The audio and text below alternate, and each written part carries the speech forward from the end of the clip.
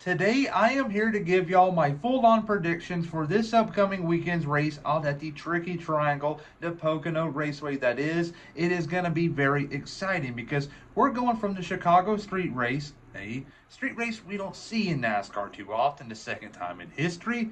Then we're going over to a track that is shaped like a triangle. Then we're going to go to the Indianapolis Motor Speedway, the Brickyard, the return of the Oval. It's going to be a very exciting next few weekends of racing. But after that, we'll have a 2-week long summer break because of the Olympics.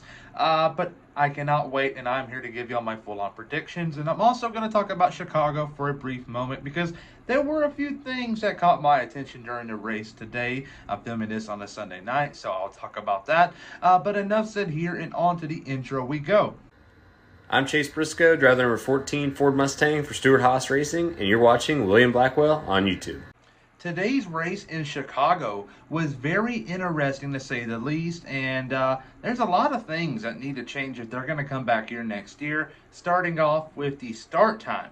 NBC was talking a big game about the start time being delayed because of weather and to give the teams a clear idea on what's going to happen on the radar so they can decide which tire to start the race off.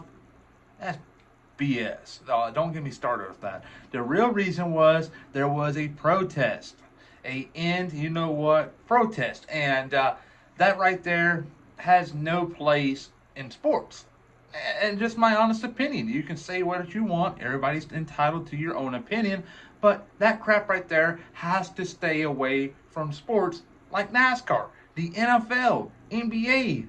People are paying their hard-earned money to go to these races, and for people to act like a bunch of jack you-know-what and just do this. It's not right. It's not fair to the people that have purchased tickets to go to that race, because that did ultimately kind of set things back by 15 to 20 minutes, if you will. And NBC tried to hide it and tried to sugarcoat it, and I'm not going to do it. I'm calling it out. That is BS from the Chicago Raceway because the security should have got on top of that right then and right there, but they didn't. Shame on them. That was horrible.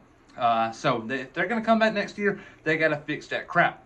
But the race started. We had teams on wet tires. We had a few teams on slick tires. And it was kind of an equal playing field, if you will, because the slick drivers were the ones that were towards the back. And we saw them work their way forward. And next thing you know, the one driver that caught my attention was Chase Briscoe. He started back in 16th place after many drivers had to go to the rear, worked his way up to the 4th place, and after that, all hell broke loose. He fell apart, went to the back, and then we saw heavy rain come, and Shane Van Gisbergen was taken out by Briscoe, by the way. Briscoe, that was a bad deal there. Bad deal. Because if he did not take out the 16 car Shane Van Gisbergen, he could have very well been the race winner, and we wouldn't have to be having the discussion of Alex Bowman winning, which I'll talk about later. But Briscoe, if he was a little bit more aware of the situation, he would have probably steered away from the SVG car. But that one sucks as a Briscoe fan to see. But the rain came. Ty Gibbs was leading, and it looked like the rain could very well end this race because the sail was just one big red blob on the radar. It was like it was going nowhere. It was a very big sail. It's something you really don't see often here. But I thought for an instant that Ty Gibbs was going to get his first career win. And before you say, oh, they weren't halfway, nor were they past stage 2. Well, in Chicago, the rules are different because they can't race tomorrow on Monday because that's going to cost NASCAR money. And the city, first off, won't even allow that to happen. So it's going to end today whether you like it or not. And Gibbs could have very well been the winner because they did it to Cole Custer last year in the Xfinity Series. This time pushing onto the Cup Series side of things. And they just said, you know what, enough's enough. Cole Custer's the winner. They weren't even halfway. They weren't even across stage 2. So it's done before in the past, and they could have very well done it today, but they didn't. They restarted. Christopher Bell looked very strong. Ty Gibbs is up there. And then we saw a couple of cautions here and there, sketchy cautions, if you will. Kyle Larson hit the wall extremely hard. Then we saw Joey Hand, driver of the 60 car, who is going part-time win stage 2. Alex Bowman second, got a lot of points there. And then we're heading into stage 3. We know it's going to be like a 15-minute shootout, and we saw the top two run away from the third place driver, which was on wet tire Steelbridge's Brad Keselowski. But we saw the drivers that were on the slick tires work their way into the picture. Eventually, they were there on the scene at the end of the race, and Tyler Reddick just threaded the needle too much on that last lap and hit the inside wall and lost the race and gave Alex Bowman the win. Alex Bowman is now in the playoffs, so kudos to him. And he did collect a lot of points today. So I know it's a road course, and I do not want to buy much into it. Yeah, Alex Bowman's now the winner, and now all the attention turns into Pocono, and let's talk about it. I believe the driver that will go to victory lane in Pocono will be no other than Kyle Larson, the driver of the number 5 car for Hendrick Motorsports. He is on fire right now. He should have probably been a front runner at the end of the Chicago street race, but he did thread the needle just too much and outbraked himself, went to the tire barrier extremely hard. I mean, a hard hit too.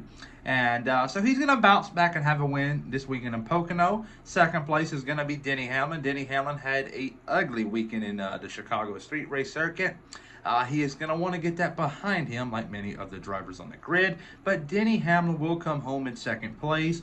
Third place, this one right here is going to be interesting. Tyler Reddick has been on a runner-up finishes. That's going to end. He will finish third place. He is the most torn driver on the grid, finishing second place. Nashville, Nashville, he finished third. I thought that was pretty rough for him. I mean, you got Chicago. Man, I feel bad for the guy. He's eventually going to win a few before it's all said and done, but I don't think it's going to be Pocono, but he will be competitive. But my big surprise will be the 77 car of Carson Hocevar, and my big flop will be Bubba Wallace. Bubba Wallace, cry me a river. This past weekend, what you did on that cool-down lap was BS. There's no other way to put it. That was horrible. Using your car as a weapon, knowing good and well that Alex Bowman probably unbuckled his straps, his seatbelt. That's uncalled for. I expect a penalty, a hefty penalty that is, at least $50,000, and a big point loss. That right there was pretty dangerous. Alex Bowman clearly had his belts undone, and there's no place in that in NASCAR, regardless of who the driver is. It just happens to be Bubba Wallace today. But not a fan of what he did, and NASCAR should take action immediately. But there you go. There's my Pocono results.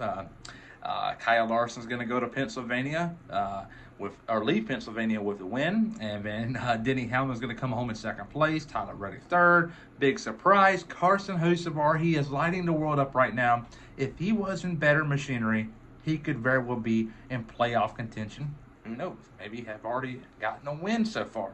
And my big flop will be Bubba Wallace. The weather is iffy on Saturday, but Sunday it looks good for the time being. So we'll chat then. Everybody have a good one. Please like and subscribe and follow if you're watching this on Twitter.